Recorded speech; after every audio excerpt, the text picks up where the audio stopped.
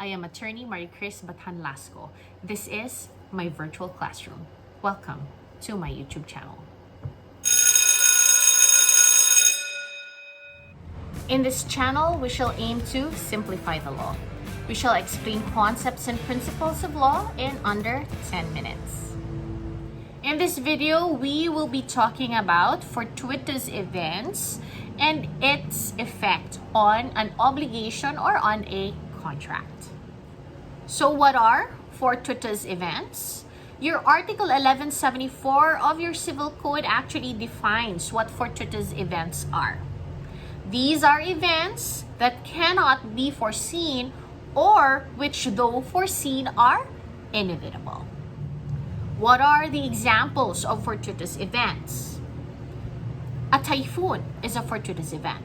Why is it a fortuitous event? Can you foresee it? Actually, yes, you can foresee it. We have the technology to foresee a typhoon. But can you avoid it? You can't. That is actually the second part of the definition of a fortuitous event. It is an event which, though you can foresee it, is inevitable or unavoidable. What is another example? Another example is an earthquake. Can you foresee it just like a typhoon? Can you foresee it several days prior to it hitting your country or your place?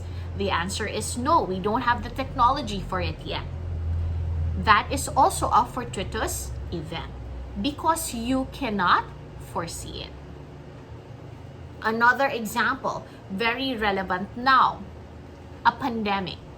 Is a pandemic a fortuitous event? Were we able to foresee this? Us suffering in a pandemic? No, we were not able to foresee this. Never did it cross our minds that we will be in a pandemic. So yes, this is a fortuitous event. What then is the effect of fortuitous events in an obligation or in a contract?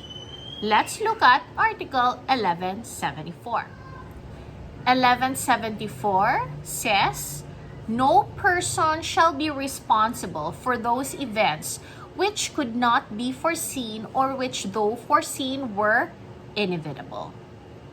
In other words, you are not liable for fortuitous events.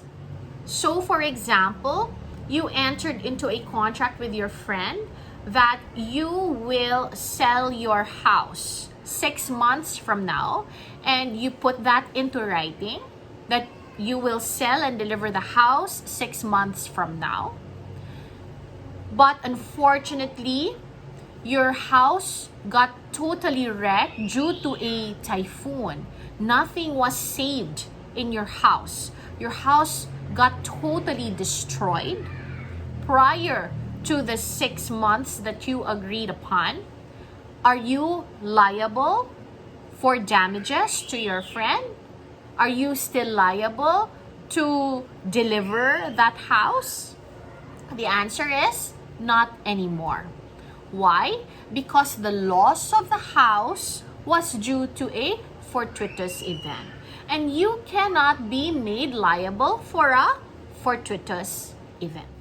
Remember, however, that the principle that you cannot be made liable for fortuitous events will only apply if the contract or your obligation covers specific things. Meaning, that thing that you have promised to deliver has already been segregated from a class, like a particular house, like a particular car, a Mitsubishi car with plate number XYZ123. This principle that you are not liable for a fortuitous event is not applicable if we are talking about a generic thing, like your money. So you cannot say that I will not pay or I'm not liable to pay you because I got robbed. While getting robbed may be considered a fortuitous event because you do not foresee it, you cannot use this principle on you cannot be liable for a fortuitous event because the thing that you have promised to deliver is a generic thing and it can be replaced. This principle is only applicable to specific things.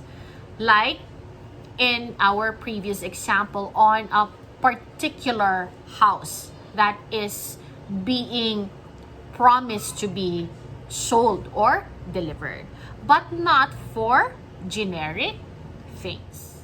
Again, to just give you a very short distinction between your specific thing and your generic thing, a specific thing is that which is already segregated from a class.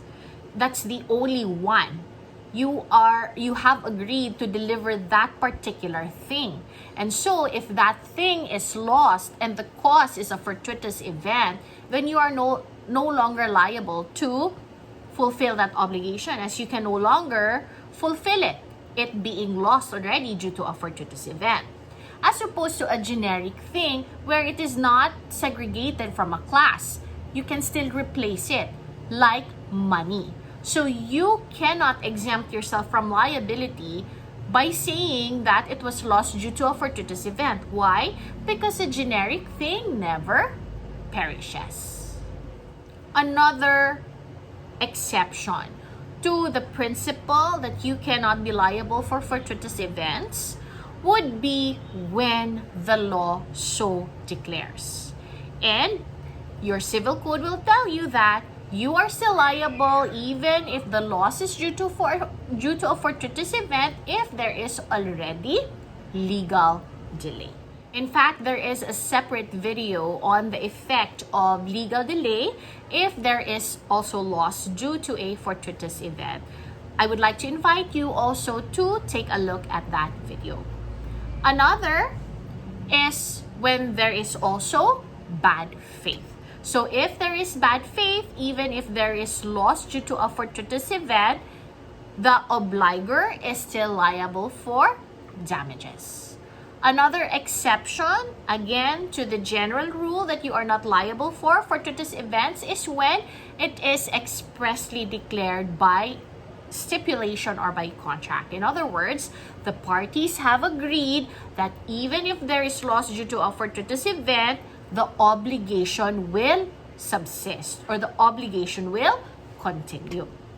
Why? Because you are free to stipulate whatever terms in the contract so long as it is not against the law, morals, customs, public order, or public policy. And lastly, another exception is when the obligation requires the assumption of risk. An example of such is carrying dangerous cargo.